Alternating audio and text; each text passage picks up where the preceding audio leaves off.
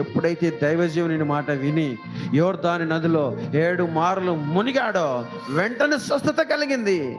ఒక పసి పిల్లల దేహము అతనికి కలిగింది. ఇటువంటి గొప్ప స్వస్థత ఇతడు పొందుకొనగలిగాడు. ఈ స్వస్థత ఎలా కలిగింది అని మనం పరిశీలన చేస్తే, ఎలా కలిగిందంటే దైవజనుని యొక్క మాట ప్రకారం. మళ్ళా చదవండి ఆ మాట. అతడు పోయి దైవజనుడు చెప్పినట్టు యోర్దాను నదిలో 7 మార్లు మునిగాడు. అతడు పోయి దైవజనుడు చెప్పినట్టు పరిశీలన చేయాల. దైవజనుడు చెప్పినట్టు అతడు పోయి మునిగినప్పుడు ఆ మాటలో ఉంది స్వస్థత, ఆ మాటలో ఉంది ఆశీర్వాదం, ఆ మాటలో ఉంది శక్తి. ఎక్కడో ప్రపంచమంతా తిరిగాడు, ఆ రోగం పోగొట్టుకోలేకపోయాడు.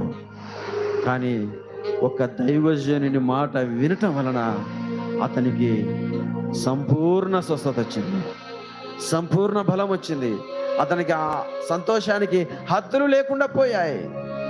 తిరిగి వచ్చి దైవజనుని పాదాల ఎద్ద పడి నన్ను క్షమించయ్యా అని తన ఉన్న ధనమంతయు కూడా ఇవ్వబోయాడు. కానీ వద్దని నన్ను తీసుకోపోని చెప్పాడు. కాబట్టి ప్రేమైనటువంటి దేవుని బిడ్డలారా, ఒక మాట వినుటలో ఒక శక్తి ఎంత ఉందో మనం ఈరోజు పరిశీలన చేయాలి. ఒక ప్రార్థన వలన, అనేక విషయాల వలన ఏదో మన ఆశీర్వాదం వస్తుంది, ఆరోగ్యం వస్తుంది అని మనం తలంచుకుంటాం. కానీ దేవుని వాక్యం నీతో నాతో మాట్లాడుతూ ఉంది. మాట వినటం వలన ఆశీర్వాదింపబడ్డాడు పేతురు. మాట వినటం వలన స్వస్థపడ్డాడు నయమాను. ఇటువంటి గొప్ప మేలు ఈ యొక్క మాటలో దాగి ఉందన్నటువంటి విషయాన్ని మనం పరిశీలన చేయాలి. లోక సంబంధమైన అన్నీ చేస్తాం, లోక ప్రార్థనలు చేస్తాం, అన్నీ చేస్తాం, కానీ మాట వినాం.